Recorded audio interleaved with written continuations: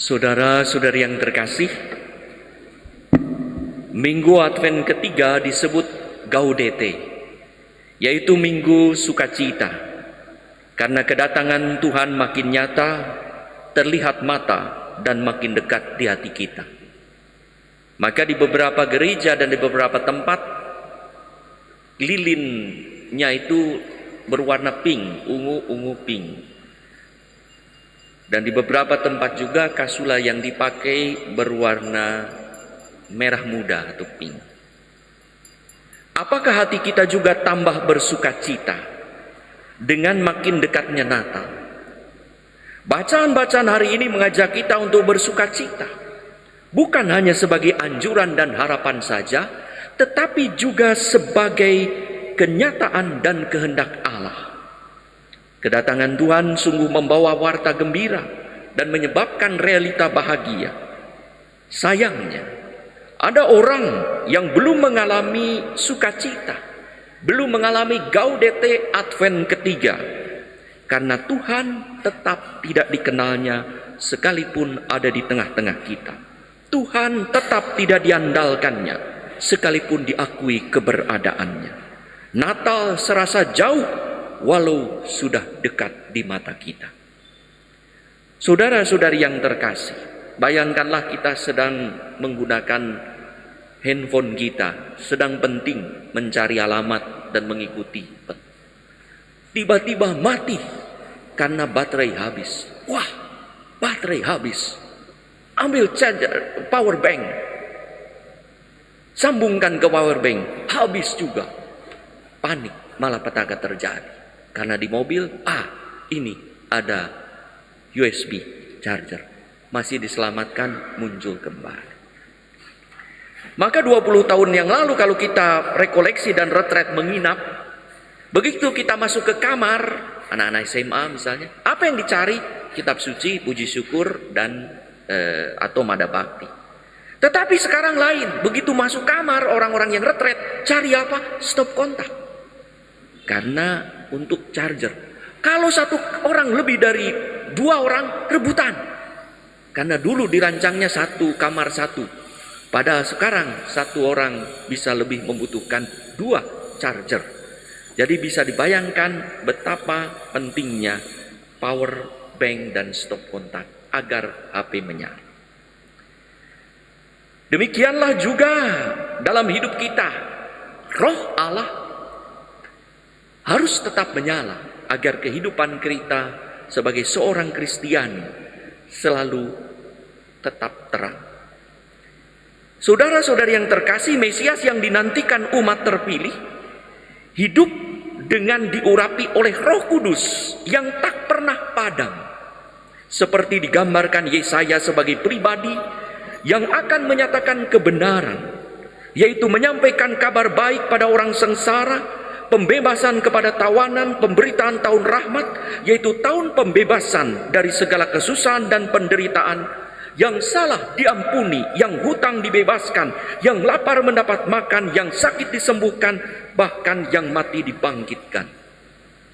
Yohanes yang penuh semangat membawa kabar gembira tentang kedatangan Mesias, dikira Mesias sendiri. Tetapi Yohanes memberi kesaksian dengan benar dan tegas menyatakan, ia bukanlah Mesias, tetapi orang yang diutus oleh Allah, suara yang menyiapkan kedatangan umat, kedatangan Tuhan. Ia membaptis dengan air sebagai tanda pertobatan, sehingga orang-orang siap menyambut kedatangan Mesias. Tetapi ternyata dia, Mesias yang ada di tengah-tengah mereka, tidak mereka kenal. Itulah yang akan membaptis dengan Roh Kudus, sebagaimana ditulis dalam Yohanes 1:33 ayat berikutnya. Mesias inilah yang akan mengubah manusia dari orientasi hidup daging menjadi orientasi yang digerakkan hidupnya oleh Roh Kudus. Hidup dalam roh inilah yang ditekankan oleh Paulus di dalam bacaan kedua, yang membuat orang selalu bersukacita, berdoa, dan bersyukur. Ini bukanlah sekedar harapan Paulus, tetapi juga oleh Paulus dikehendaki oleh Allah dalam Yesus. Roh yang dikaruniakan Allah harus dipelihara, diberi ruang VVIP, hingga kita mau dan mampu juga memberi ruang VVIP pada Yesus yang akan datang. Namun banyak orang memadamkan roh dengan kata Paulus dengan segala jenis perbuatan jahat, dengan mengikuti kehendak daging dan menuruti nafsu. Itulah yang menyebabkan orang tidak bersukacita. Meskipun Tuhan hadir di hadapannya, tetapi tetap tidak dikenalnya. Tuhan ada di tengah-tengahnya, tetapi tidak diindahkannya. Tuhan ada di dekatnya, tetapi tidak dirasakannya. Tuhan bahkan dicari dan dinanti, tetapi Natal dilewatkan begitu saja tanpa persiapan memadai. Saudara-saudari yang terkasih, ada orang yang sudah dibaptis dan menerima karunia Roh Kudus, tetapi tetap tak bersukacita, kurang berdoa, dan tidak bersyukur. Malah merasa ditinggalkan dan dijauhkan oleh Tuhan. Padahal Tuhan selalu hadir, mendengarkan doa umatnya. Tuhan bisa jadi hadir dalam diri mereka yang tidak kita perhitungkan. Anak-anak, kenalan, karyawan, bawahan, atau orang yang lewat berjumpa dengan kita. Kita tidak mengenali kehadiran Tuhan karena memadamkan roh yang telah dikaruniakan Allah lewat sakramen pembaptisan dan penguatan. Dan orang pun tidak mengenali kehadiran Tuhan dalam diri kita karena kita memadamkan roh. Maka kata Paulus, jangan padamkan Roh Kudus. Roh Kudus padam karena segala perbuatan dosa. Agar kita bisa selalu bersukacita, berdoa dan bersyukur. Itulah kehendak Tuhan, itulah hakikat hidup Kristiani. Selalu bersukacita. Dalam keadaan apapun berdoa, bukan hanya memohon dan meminta ampun, tetapi juga bersyukur atas apa yang Tuhan berikan kepada kita.